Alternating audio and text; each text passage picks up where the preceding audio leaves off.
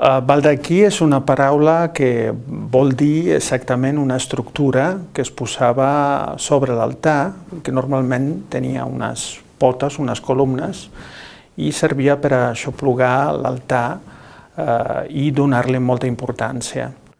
A Catalunya conservem dues tipologies de baldaquí. La primera seria aquesta, seria el baldaquí amb columnes, que diem també baldaquí templet, i la segona seria el baldaquí plafó, que només és característic de Catalunya i que no se troba en cap lloc d'Europa.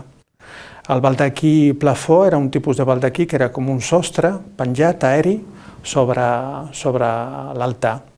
En el cas de l'abat Oliba, sabem que l'abat Oliba va fer dos baldaquins. Un baldaquí el va encarregar per Santa Maria de Ripoll, que era un baldaquí amb fusta i recobriment de plata, i un altre per Sant Miquel de Cuixà, que era un baldaquí que combinava la pedra amb la fusta i l'orfebreria.